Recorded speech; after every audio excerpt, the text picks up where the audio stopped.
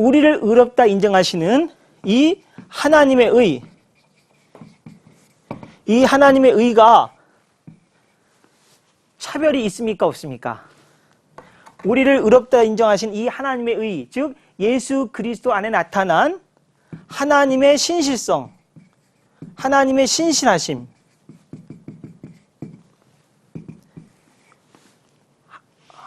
구약의 히브리어로 보면 헤세드라는 단어가 있죠. 헤세드. 헤세드는 변함없는 하나님의 사랑입니다. 헤세드라는 히브리어가 있습니다. 변함없는 하나님의 사랑. 이 변함없는 하나님의 사랑, 하나님의 신실하심이 바로 이 하나님의 의와 더불어서 예수 그리스도 안에서 나타났죠. 예수 그리스도 안에서 나타났는데 이 예수 그리스도 안에 나타난 하나님의 의와 하나님의 사랑과 신실하심은 차별이 있습니까? 없습니까? 그것은 바로 차별이 없는 것이죠. 구약의 율법, 그것은 이방인과 유대인을 엄청나게 차별을 했습니다. 하지만 이것은 차별이 없는 하나님의 의입니다.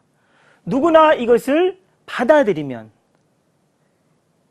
예수 그리스도의 십자가의 죽음과 부활이 나를 의롭다 인정하신다는 그 하나님의 의로 받아들이면, 그 믿음이죠. 믿음으로 받아들이면 우리는 하나님의 자녀, 또 의롭다함을 인정받은 하나님의 거룩한 백성이 될 수 있다는 것입니다.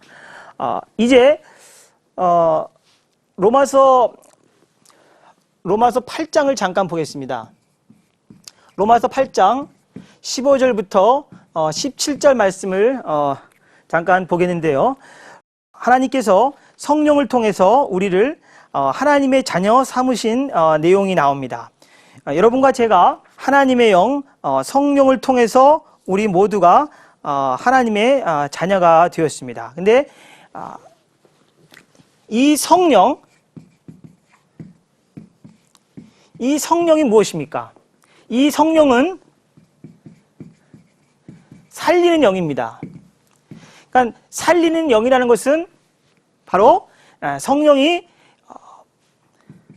생명 그 자체고 부활하신 예수 그리스도를 살리신 영이라는 의미입니다. 살리신 영. 물론 하나님께서 당신의 아들 예수 그리스도를 십자가에 달려 죽게 하셨다가 다시 살리셨습니다. 근데 그 십자가에 달려 죽으셨다가 다시 부활하신 그 하나님의 아들 그 예수를 살린 영이 바로 하나님의 영 성령입니다. 그래서 성령은 살리는 영이고 성령 그 자체가 생명이고, 그리고 이 살리는 영 생명으로서의 성령은 결국 뭐예요? 이것이 바로 힘입니다. 힘, 능력.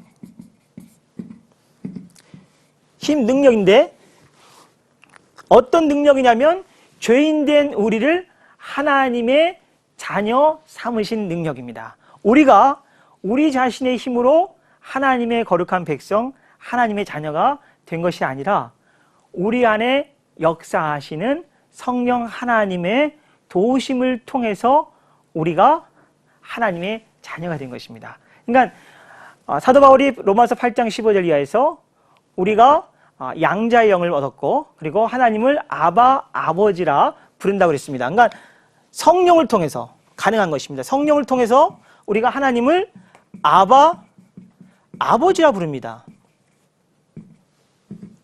가만히 한번 생각해 보세요. 온 우주 만물을 창조하신 창조주요 구속주이신 그 하나님을, 그 전능하신 하나님을 어떻게 우리가 우리의 아바, 아버지, 즉 아빠, 아버지로 부를 수가 있겠습니까? 사실 인간적으로 생각해 볼 때, 우리의 논리적인 이성으로 볼 때 이것은 사실 거의 불가능한 것이죠. 인간적으로 우리가 나와 관계없는, 육체적으로 볼 때는 나를 낳지도 않으시고 나를 기르지도 아니하시는, 나와 전혀 관계가 없는 바로 그분을, 그 성령을 내가 아바, 아버지라 부른다는 것은 있을 수가 없는 것이죠. 근데 이것이 가능하다라고 성경은 말씀하고 있는 것이죠. 어떻게 가능한가?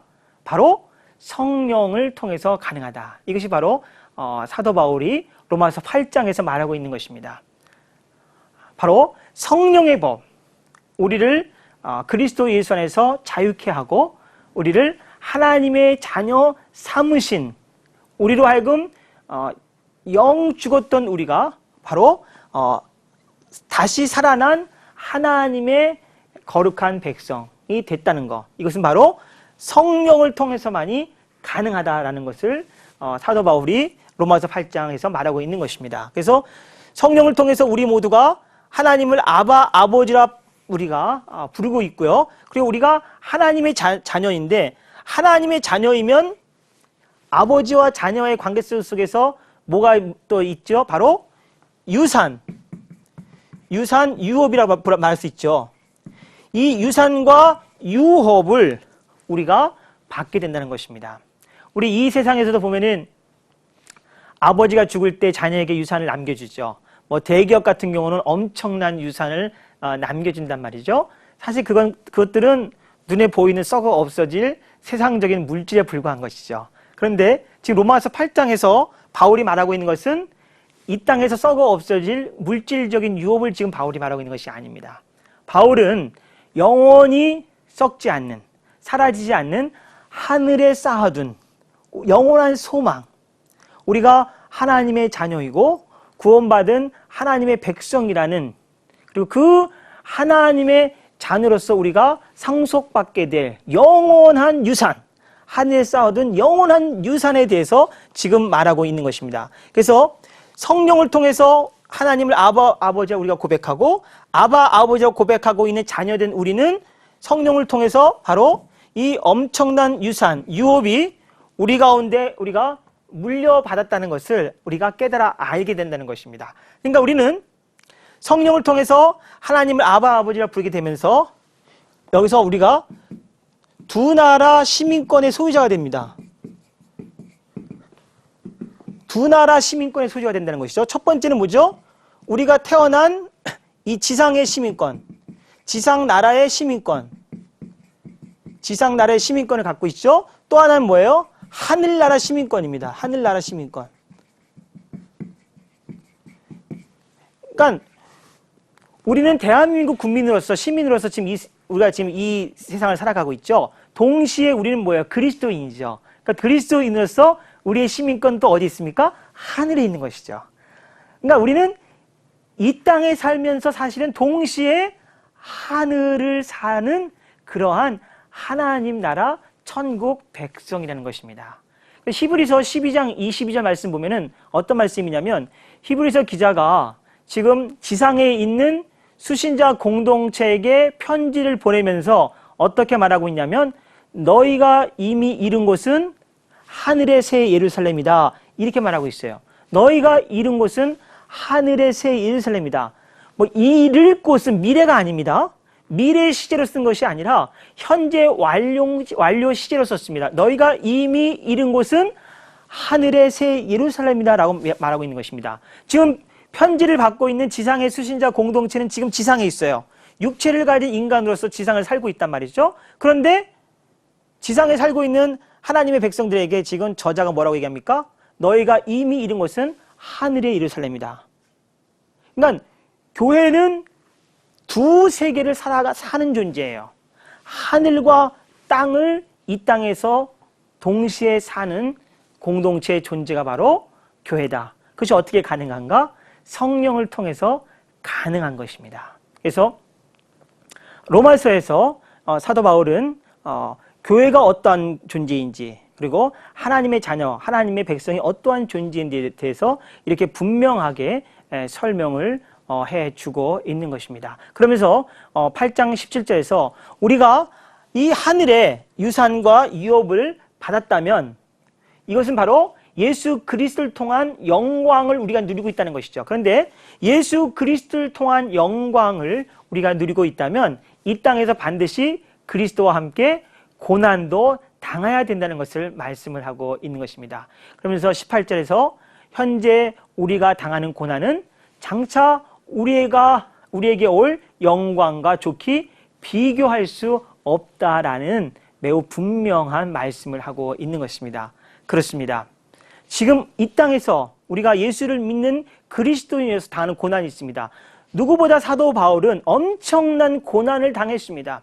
우리가 고린도전서, 고린도후서를 통해서 이것을 살펴볼 것입니다.